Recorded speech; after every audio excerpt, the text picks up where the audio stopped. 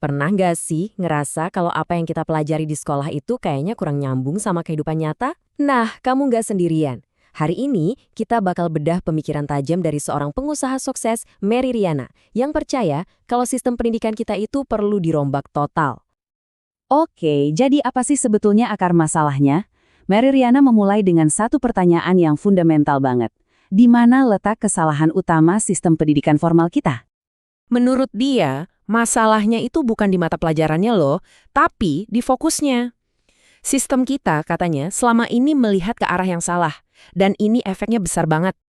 Gini deh, coba bayangin, sekolah itu ngasih kita sekotak perkakas atau skill set.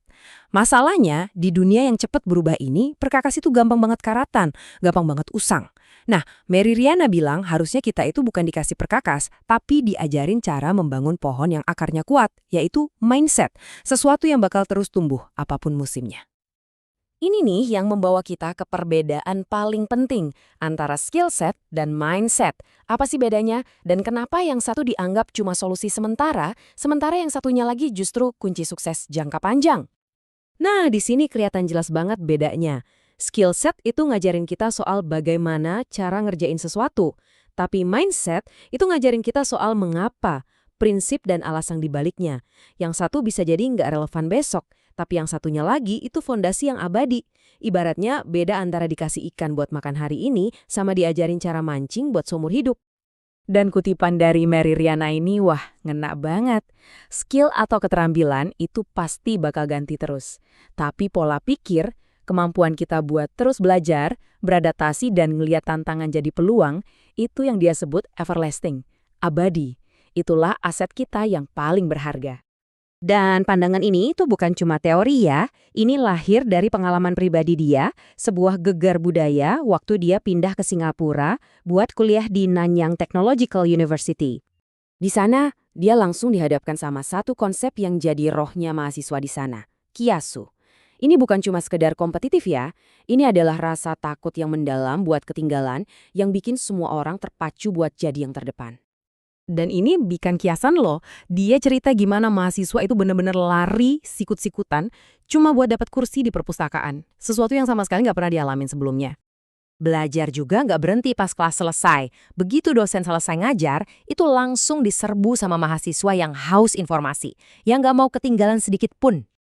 Nah, suasana yang super kompetitif inilah yang ternyata ditanamkan sejak dini, yang maksa dia buat melihat pendidikan itu bukan lagi kewajiban, tapi sebuah perlombaan di mana setiap detik itu berharga.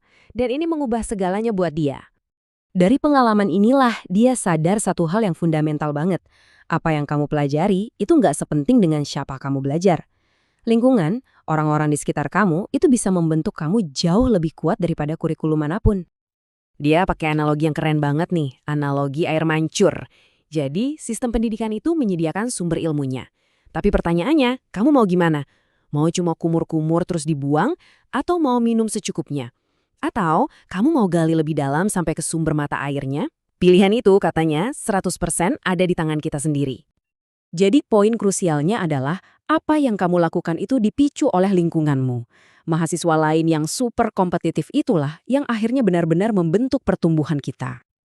Oke, masalahnya udah jelas, lingkungan. Terus solusinya gimana dong? Kalau Mary Riana jadi Menteri Pendidikan, apa nih yang bakal dia lakuin buat menciptakan efek Singapura tadi di Indonesia? Jawabannya ternyata bukan merombak seluruh kurikulum. Jawabannya berpusat pada satu metodologi tunggal yang menurutnya sangat kuat, yaitu pembelajaran berbasis proyek. Kenapa? Soalnya kalau pakai proyek, kita nggak cuma disuruh ngafalin teori. Kita dipaksa buat kolaborasi, buat mecahin masalah beneran, dan yang paling penting, menghasilkan sesuatu yang nyata. Ini bukan lagi soal belajar, tapi soal berkarya. Ini jembatan antara teori di kelas dan dunia kerja yang sebenarnya. Dan semua ini pada akhirnya ngebawa kita ke tujuan utama pendidikan menurut Mary Riana. Dan ini dia gagasan terbesarnya. Pendidikan sejati itu bukan proses transfer informasi, mindahin fakta dari buku ke otak kita. Tapi ini adalah proses transformasi, mengubah kita jadi versi yang lebih baik. Tujuannya bukan cuma biar kita tahu lebih banyak, tapi supaya kita menjadi pribadi yang lebih baik. Nah, ini ninggalin kita sama satu pertanyaan besar kan? Buat kita semua, entah kamu pelajar, orang tua, atau guru, Gimana caranya kita bisa mulai membangun lingkungan yang menuntut adanya transformasi, bukan sekedar transfer informasi. Karena pada akhirnya, pendidikan terbaik adalah yang berhasil mengubah kita dari dalam.